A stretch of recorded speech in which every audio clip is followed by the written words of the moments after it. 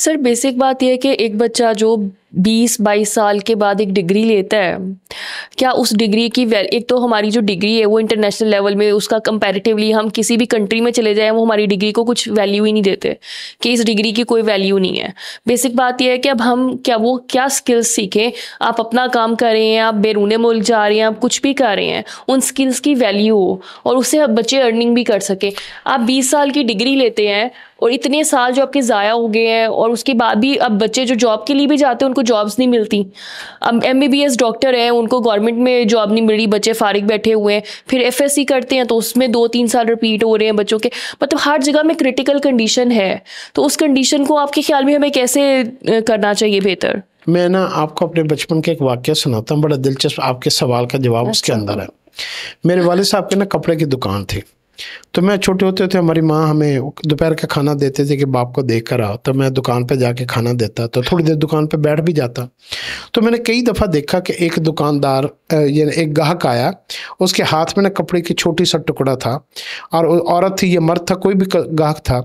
اس نے آ کے کہا کہ میاں جی یہ کپڑا آپ کے پاس ہے، میں نے یعنی سوٹ لیا تو اس میں سے کوئی آدھا گز یا گز کم ہو گیا، تو مجھے اس کے ساتھ کا کپڑا تو دے دیں.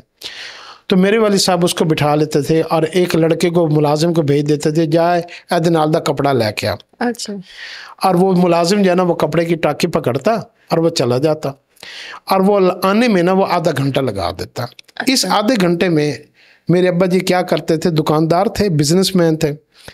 تو وہ ابا جی کیا کرتے کہ ابا جی اس کو اور کپڑے دکھانے شروع کر دیتے. یہ پسند آ جائے، یہ نئی ورائٹی آئی ہے، یہ تمہارا کپڑا ذرا پرانا ہو گیا، اب یہ آج کل آ نہیں رہا. تھوڑا سا اس کا مائنڈ میک اپ بھی بنا دیتے کہ ہو سکتا ہے یہ ملے ہی نہ اب تمہارا، تو تم جو ہے نا یہ ایک نئی ورائٹی 1 2 3 4 5. تو جب بھی آپ کو عورت ہو یا مرد ہو کوئی بھی اچھی چیز اس کو دکھائی جائے، نئے کپڑے نئے، اور آپ کو پتہ ہے اس میں سب کی خواہشات اس کی ہوتی ہے. جیسے عورت کے لیے ہر سوٹ پہلا سوٹ ہوتا ہے. بالکل. تو اس کو ابا جی کیا کرتے تھے، اس دوران میں اس کو نیا سوٹ پسند کروا کے اور اس کو سوٹ بیچ بھی دیتے تھے. اور آدھے گھنٹے بعد وہ لڑکا آتا تھا، کہتا جی میاں جی وہ کپڑا تو اس کے ساتھ کا ہے ہی نہیں.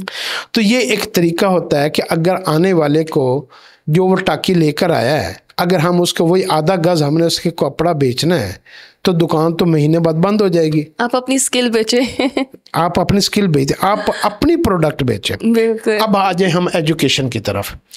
اگر ہمارے ہاں جو ڈگریاں پڑھائی جاتی ہیں، میٹرک، FA BA MA جو بھی ہے، بالکل، اگر ہم یہ ڈگریاں جو ہم پڑھا کر اپنے بچے یورپ امریکہ بھیجتے ہیں تو ان کی ایجوکیشن، انہوں نے ایجوکیشن کو انڈسٹری کا نام دیا ہوا ہے. یہ ان کی انڈسٹری ہے، ان کے پیسے کمانے کا سب سے بڑا سورس ہے. آپ کو پتہ، ہمارے پاکستانی کو بہت کم لوگوں کو پتہ ہے کہ یورپ کی اندر UK جس میں سب سے زیادہ پاکستانی رہتے ہیں، UK میں سب سے بڑی جو انڈسٹری ہے نا وہ ایجوکیشن ہے. پاکستان میں بھی موسٹلی اب بن گئی ہوئی ہے، جس طرح ہم نے کیٹیگری وائز اس کو ڈیوائڈ کر دیا ہے. اچھا، اگر ہم اس کو کہیں جی میں نے MA کیا ہوا ہے تو وہ پھر اپنی ایجوکیشن کس کو بیچیں گے؟ بالکل. اگر ہم امریکہ والے کو جا کے کہ میں نے جی BA کیا ہوا ہے تو وہ اپنی ڈگری کس کو بھیجیں؟ ان کے ہاں تو وہ 4-4 ہزار ایکڑ میں یونیورسٹیاں، اور ہزاروں کی تعداد سے انہوں نے یونیورسٹیاں بنائی ہوئی ہیں، اور اتنا بڑا انفراسٹرکچر ان کا ایجوکیشن کے اوپر ہے. اتنا بڑی بڑی لائبریریز ہیں، اور اتنی بڑی انکم ان کی یونیورسٹیوں سے ان کو آتی ہے، اور بہت بڑے فنڈز ان کو پوری دنیا سے، عرب ملکوں سے ان کے پاس اسٹوڈنٹ جاتے ہیں، ایشیا سے جاتے ہیں، پوری دنیا سے ان کے ہاں لوگ پڑھنے آتے ہیں. اگر وہ ہر ملک والا اپنی ڈگری لے کر وہاں پہنچ جائے تو وہ پھر اپنی پروڈکٹ کس کو بیچیں گے؟ تو پہلی وجہ تو یہ ہے کہ وہ ہماری پروڈکٹ کو دیکھتے کہتے نہیں تمہاری ڈگری غلط ہے، تم تو ہو ہی غلط، ہم تمہیں پڑھائیں گے، پڑھائی کیا ہوتی ہے. بالکل. تو وہ یہ ہمیں پہلے تو یہ ہمیں وہ اس چکر میں ڈال دیتے ہیں، کیونکہ انہوں نے ہمیں ایجوکیشن نہیں بیچنی ہوتی، انہوں نے ہمیں اپنی پروڈکٹ بیچنی ہوتی ہے. اس پروڈکٹ کے اندر وہ پھر 3-4 طریقوں سے ہمارے ساتھ گیم پلے کرتے ہیں.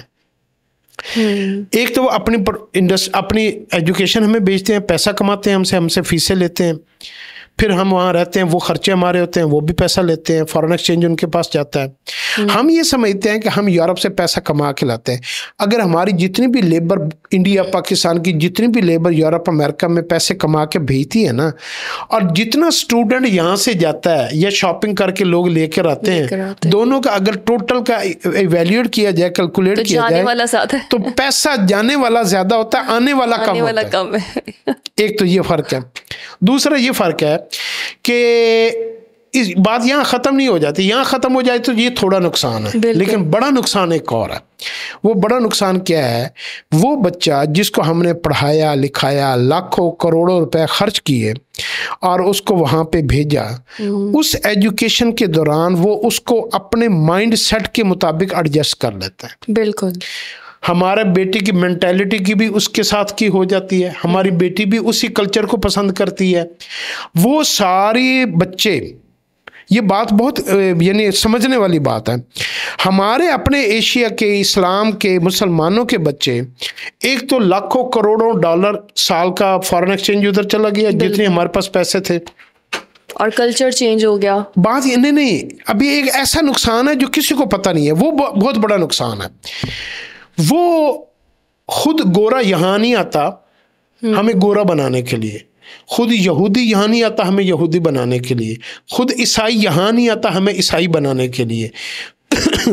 وہ کیا کرتے ہیں, وہ ہمارے بچوں کو جن کے اوپر لیبل لگا ہوتا ہے یہ مسلمان ہے, یہ مسلمان ہے, اس کو انہوں نے وہ ایجوکیشن دی, وہ سارا سٹینڈرڈ آف لیونگ دیا, وہ ڈریسنگ دی, وہ پہنے کھانے پینے کا کلچر دیا, وہ سوچ دی, وہ مینٹیلٹی دی, وہ مائنڈ سیٹ دیا, وہ ماحول دیا, اور اس کے دماغ میں ان کے کلچر کو, ان کی کوالٹیز کو, ان کی خوبیوں کو اتنا پرومیننٹ کر دیا کہ وہ بچہ آتا جب پاکستان واپس آتا نا پڑھ لکھ کے, وہ بیسیکلی ان کا نمائندہ ہوتا ہے. That's a true fact. وہ یہاں آ کے وہ کلچر اسٹیبلش کرتا ہے, وہ ایجوکیشن کے ادارے بناتا ہے, وہ بزنس اس اسٹائل کے ساتھ بزنس کرتا ہے, اس طریقے سے لوگوں کے ساتھ ڈیل کرتا ہے. تو وہ سارا کیا ہوتا ہے کہ وہ ہمیں, ہماری عورتوں کو, ہمارے بچوں کو, ہمارے کلچر میں, وہ لوگ جب ادھر سے پڑھ لکھ کر آئے انہوں نے ہمارے یہاں کے سارے کلچر کو A to Z چینج کر دیا. میرے خیال میں تو سر یہ پرسنٹیج واپس آنے والے بچوں کی بہت کم ہے. بالکل مائنورٹی ہوں گے جو واپس آتے ہیں, میجورٹی تو وہیں پہ شادیاں بھی کر لیتے ہیں, بچے بھی ہو جاتے ہیں, اس سرکل میں اتنا پھنس جاتے ہیں کہ وہ بچے واپس ہی نہیں آتے. نہیں 20% لوگ صرف وہاں رہتے ہیں, یہ ابھی تک کی پوری ریشو ہے. 80% واپس آتے ہیں. وہاں پہ پنجابی میں کہاوت ہے پھوڑیوں پہ مکھن نہیں ہوتے, یعنی وہاں اتنی وہ آسانی سے ایڈجسٹ نہیں ہو سکتے. یہاں پر نا بڑا شہنشاہی والا ماحول ہے. یہ بات بالکل زیادہ تر پڑھنے والے جو بچے جاتے ہیں نا, ایک تو وہ امیر گھروں کے ہوتے ہیں, بالکل ذمہ داروں بچوں کے ہوتے ہیں, سیاستدانوں کے بچے ہوتے ہیں, بیوروکریٹس کے بچے ہوتے ہیں, ہائی فائی فیملیز کے بچے ہوتے ہیں. وہ وہاں لیبر ورک کر ہی نہیں سکتے. جو 20% وہاں رک جاتے ہیں نا, وہ مڈل کلاس کے ہوتے ہیں, لوور کلاس کے ہوتے ہیں, غریبوں کے بچے ہوتے ہیں. کئیوں کو اسکالرشپ مل گئی, کئیوں نے مکان بیچ کر وہاں پہ بچے کو باہر کی ایجوکیشن دلوا دی. تو وہ جو لوگ یعنی جو middle and lower middle class کے بچے ہوتے ہیں نا, ان کو اپنا ہوتا ہے کہ میں نے جو پیسے یہاں پہ خرچ کیا میں یہاں پہ سے پیسہ کماؤں بھی. تو وہ 20% یا حد 25% بچے وہاں پہ ٹکتے ہیں. باقی بچے وہاں کی اتنی ہارڈ اینڈ فاسٹ لائف ہے, وہاں پہ ہر چیز ایچ اینڈ ایوری تھنگ آپ کو خود کرنی ہے.